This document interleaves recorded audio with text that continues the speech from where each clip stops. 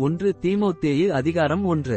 நம்முடைய இரட்சகராயிருக்கிற தேவனும் நம்முடைய நம்பிக்கையாயிருக்கிற கர்த்தராகிய இயேசு கிறிஸ்துவும் கட்டளையிட்டபடியே இயேசு கிறிஸ்துவின் அப்போஸ்தலனாயிருக்கிற பவுல் விசுவாசத்தில் உத்தம குமாரனாகிய தீமோத்தேயுவுக்கு எழுதுகிறதாவது, நம்முடைய பிதாவாகிய தேவனாலும் நம்முடைய கர்த்தராகிய கிறிஸ்து இயேசுவினாலும் கிருபையும் இரக்கமும் சமாதானமும் உண்டாவதாக.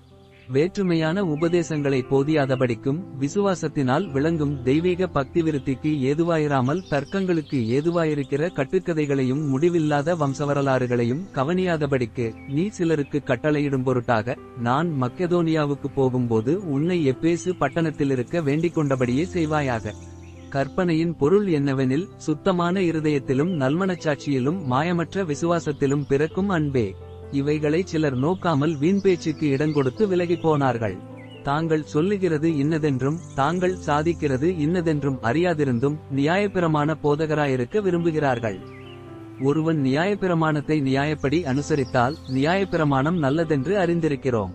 எங்களுக்கு தெரிந்திருக்கிறபடி நியாயப்பிரமாணம் நீதிமானுக்கு விதிக்கப்படாமல் அக்கிரமக்காரருக்கும் அடங்காதவர்களுக்கும் பக்தியில்லாதவர்களுக்கும் பாவிகளுக்கும் அசுத்தருக்கும் சீர்கெட்டவர்களுக்கும் தாய் தகப்பன்மாரை அடிக்கிறவர்களுக்கும் கொலைபாதகருக்கும் வேசிக்கள்ளருக்கும் ஆண்புணர்ச்சிக்காரருக்கும் மனுஷரை திருடுகிறவர்களுக்கும் பொய்யருக்கும் பொய்யானை இடுகிறவர்களுக்கும் நித்தியானந்த தேவனுடைய மகிமையான சுவிசேஷத்தின்படி எனக்கு ஒப்புவிக்கப்பட்டிருக்கிற ஆரோக்கியமான உபதேசத்திற்கு எதிரிடையாயிருக்கிற மற்றெந்த செய்கைக்கும் விரோதமாய் விதிக்கப்பட்டிருக்கிறது.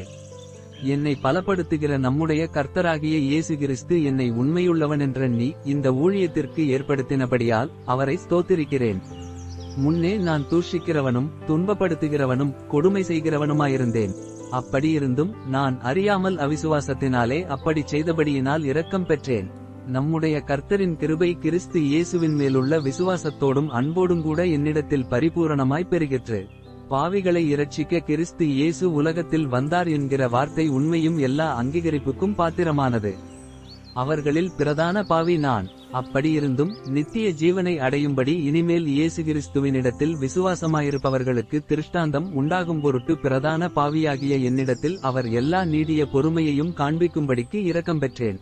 நித்தியமும் அழிவில்லாமையும் அதரிசனமுள்ள ராஜனுமாய் தாம் ஒருவரே ஞானமுள்ள தேவனுமாயிருக்கிறவருக்கு கனமும் மகிமையும் சதாகாலங்களிலும் உண்டாயிருப்பதாக. ஆமென். குமாரனாகிய தீமோத்தேயுவே, உன்னை குறித்து முன் உண்டான தீர்க்க தரிசனங்களின்படியே நீ அவைகளை முன்னிட்டு நல்ல போராட்டம் பண்ணும்படி இந்த கட்டளையை உனக்கு ஒப்புவிக்கிறேன். நீ விசுவாசமும் நல்மனச்சாட்சியும் உடையவனாயிரு.